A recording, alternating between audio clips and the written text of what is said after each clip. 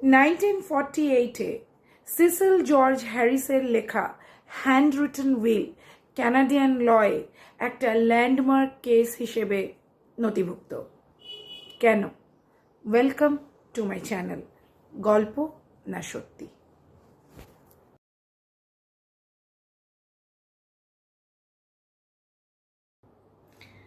8 June 1948-এর দুপুরবেলা সাসকেচুয়ান farmer Cecil George Harris তার family, তার ওয়াইফ এবং দুটি সন্তান তাদের সাথে অ্যাজ ইউজুয়াল নর্মাল লাঞ্চ করেন এবং তারপর তিনি তার ফিল্ডে কাজ করার জন্য বেরিয়ে যান।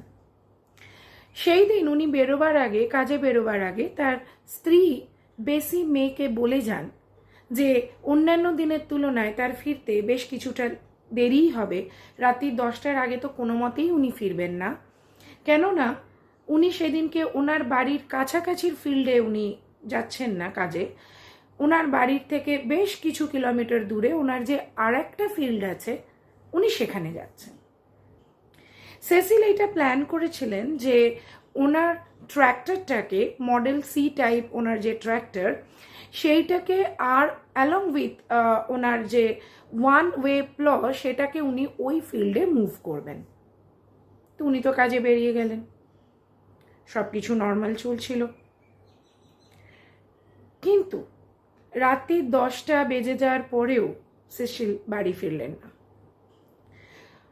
এটা 1948, আজকালকার মতন এত সহজে কমিউনিকেট করা যেত না, নানা রকম গ্যাজেটসও ছিল না।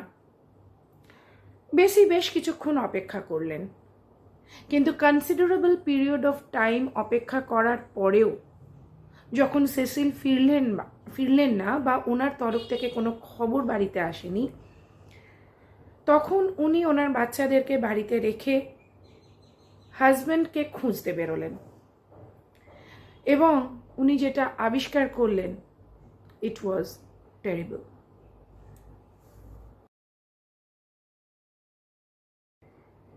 সেই দিন দুপুরবেলা বাড়ির থেকে বেরোনোর পর সেসিল যখন তার ওই দূরের ফিল্ডে কাজ করতে যাচ্ছিলেন বা করছিলেন, সেই সময় উনি হি ফেসড আ টেরিবল লোন অ্যাক্সিডেন্ট। এক্স্যাক্টলি কি থেকে কি হয়েছিল, কেন হয়েছিল, কিভাবে হয়েছিল সেটা জানা যায় না, তার কারণ সেসিল পরবর্তীতে কিছু বলে যেতে পারেননি। এটা ভেবে নেওয়া হয় বা এটাকে স্পেকুলেট করা হয়েছে যে মেবি সেসিল হয়তো তার ট্র্যাক্টর এবং ওয়ান ওয়ে প্লকে একটু গ্রিজ করতে চেয়েছিলেন বা কোনো রকমভাবে একটু ওদের ওই দুটো জিনিসের মধ্যে কিছু কাজ করছিলেন, যেটা জেনারেলি ফার্মাররা বহুবার করে থাকেন এবং সেসিল নিজেও হয়তো বহুবার করেছেন। কিন্তু সেই দিন লাকটা অন্যরকম হয়ে গেল, ডিজাস্টার স্ট্রাক। কিছুভাবে ট্র্যাক্টরটা একটু গড়িয়ে আসে এবং ওই হিউজ চাকা আর ওয়ান ওয়ে প্লয়ের মধ্যে সেসিল আটকে যান। He was pinned down. One way প্লটা এমনভাবেই উনি আটকে যান যে ওনার left leg from ankle to hip কেটে যায়, বেরোবার মতন পরিস্থিতি তো ছিলই না, উনি ওইভাবে আটকে যান অ্যান্ড হি ওয়াজ ব্লিডিং প্রফিউসলি। বেশ কয়েক ঘন্টা উনি ওইভাবে ওইখানে আটকে থেকে যান। সেই সময় ওনার মৃত্যু যন্ত্রণা, শারীরিক কষ্ট, প্রচণ্ড পরিমাণে বেদনা, এগুলো তো হচ্ছিলই। এর সাথে সাথে সেসিলের মনের মধ্যে চলছিল যে উনি যে মারা যাচ্ছেন, উনি যে মারা যাবেনই, উনি তো হি ওয়াজ অলমোস্ট সার্টেন যে তারপর ওনার ওয়াইফ, ওনার ছোট দুটো বাচ্চা, তারা তো পথে দাঁড়াবে। তাদেরকে কিভাবে রক্ষা করা যায়, এই পরিস্থিতি থেকে তাদেরকে কিভাবে বাঁচানো যায়, উনি ক্রমাগত সেটা ভাবছিলেন। ওখান থেকে তো উনি বেরোতে পারছিলেন না, ধারে কাছে কেউ ছিল না যাকে উনি কিছু বলে যাবেন। ওনার মনের ইচ্ছের কথাটা উনি ব্যক্ত করে যাবেন, ওনার কাছে কোনো ওয়ে ছিল না।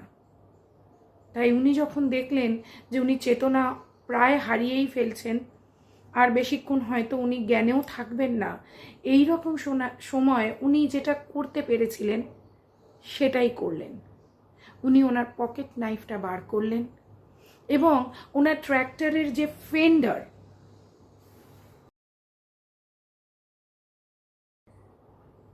যেরকম আপনারা দেখলেন যে ট্র্যাক্টরের যে ফেন্ডার, ওনার ফেন্ডারে লাল পেন্ট ছিল, উনি সেই লাল পেন্টের ওপরে ওনার পকেট নাইফটা বার করে কিছু কথা ওইখানে স্ক্র্যাচ করলেন।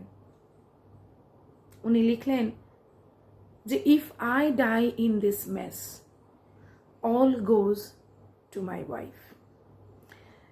আমি যদি মারা যাই এই পরিস্থিতিতে, তাহলে আমার যা কিছু আছে আমার ওয়াইফকে দিলাম, ওয়াইফ পাবে। এইটা বলে উনি যতটা পসিবল পরিষ্কারভাবে উনি ওনার নামটা ওখানে লিখলেন, সিগনেচার করলেন। ওনার ইন্টেনশন, ওনার শেষ ইচ্ছেটাকে সিল করলেন ওনার সিগনেচার দিয়ে, এবং তারপর উনি জ্ঞান হারান। বেসি মে যখন এসে ওনার হাজব্যান্ড সেসিলকে উদ্ধার করেন, দেখেন ওইভাবে আটকে আছে, ততক্ষণে উনি অলরেডি জ্ঞান হারিয়েছেন। উনি কাউকে কিছু বলার জায়গায় ছিলেন না। বেসি মে ফ্র্যান্টিক্যালি বহু লোকজন জড়ো করে ওনাকে উদ্ধার করার চেষ্টা করেন, এবং উদ্ধার হনও উনি অনেক চেষ্টার পরে। যদিও বিভৎস একটা ঝড় এসে যায়, জল কাদা পাডেল সব কিছুর মধ্যে একটা বিচ্ছিরি ব্যাপার, কেওয়াস সৃষ্টি হয়, কিন্তু তাও সবাই মিলে অদম্য প্রচেষ্টায় ওই বিশাল ট্র্যাক্টর ওয়ান ওয়ে প্ল ওর ভেতর থেকে তাকে সরিয়ে তাকে ওখান থেকে বার করে এবং হসপিটালে নিয়ে যায়। কিন্তু সেসিল জর্জ বাঁচেননি। উনি পরের দিন মারা যান, জ্ঞান পাওয়ার আগেই মারা যান। উনি কাউকে কিছু বলে যেতে পারেননি। উনি যে ওইটা ওইখানে লিখে গেছেন সেটাও উনি কাউকে বলে যেতে পারেননি।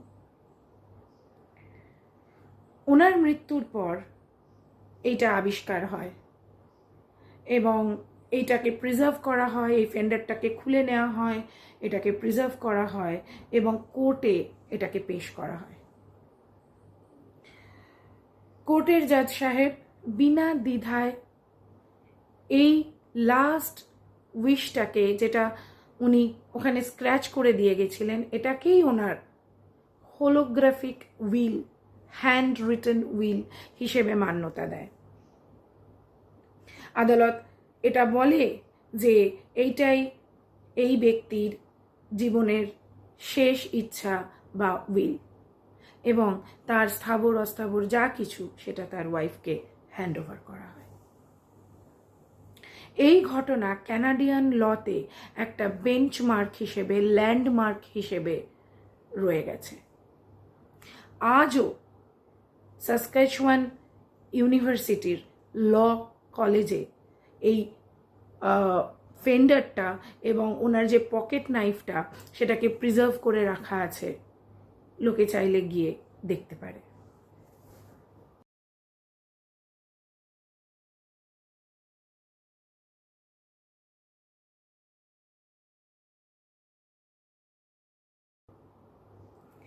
এইটাই সেই পকেট নাইফ আর ওনার ট্র্যাক্টরের রেড পেইন্টেড ফেন্ডার, যার উপরে উনি স্ক্র্যাচ করে দিয়ে গিয়েছিলেন ওনার জীবনের শেষ ইচ্ছাটা।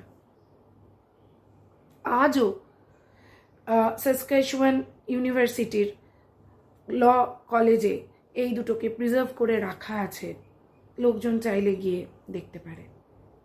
৭৫ বছরের ওপর হয়ে গেছে এই ঘটনার, কিন্তু আজও আমরা সেসিলকে মনে রাখি শুধুমাত্র এই হোলোগ্রাফিক উইলের ল্যান্ডমার্ক কেসের জন্য নয়, জীবনের শেষ মুহূর্তে দাঁড়িয়েও, মৃত্যু যখন চোখের সামনে, মৃত্যুকে যখন উনি অনুভব করছেন, সেই মুহূর্তে দাঁড়িয়েও উনি ওনার ভালোবাসা, ওনার রেসপন্সিবিলিটি, ওনার বাবা হিসেবে বাচ্চাদের প্রতি কর্তব্য উনি একটা লাইনে বুঝিয়ে দিয়ে গেছেন। আরও একটা কারণে এই ঘটনা আমাদেরকে নাড়িয়ে দেয়, সেটা শুধুমাত্রই এই লেখা উইলটার জন্য নয়, কি পরিস্থিতিতে বা কেন এটা লেখা হয়েছে। ফার্মিংয়ের কাজও যে কতটা ডেঞ্জারাস হতে পারে, এরম নানা রকম অ্যাক্সিডেন্টে কত লোকের মৃত্যু হয়, এই ঘটনা সেটা আমাদেরকে দেখিয়ে দিয়ে গেছে। তাই আজও আমরা সেসিলকে মনে রাখি তার জীবনের এই লাস্ট উইশটার জন্য তো বটেই, কিন্তু কেন, কি কারণে উনি এটা লিখতে বাধ্য হয়েছিলেন সেই ঘটনাটার জন্য। আজকের আমার গল্প হোলোগ্রাফিক উইল, আমার চ্যানেল গল্প না সত্যিতে। এরকমই স্ট্রেঞ্জ, ডার্ক অ্যান্ড মিস্টিরিয়াস গল্প, সত্যি ঘটনা আপনাদের কাছে নিয়ে আসবো প্রত্যেক সপ্তাহে 2 বার, সোমবার আর শুক্রবার। আমার চ্যানেল একদম নতুন, আমার চ্যানেলের সঙ্গে থাকুন, সাবস্ক্রাইব করুন, লাইক করুন, শেয়ার করুন, নয়তো আমার চ্যানেল গ্রো করবে না। খুব শীঘ্রই দেখা হচ্ছে পরের ভিডিওয়ে, গল্প না সত্যিতে। নমস্কার।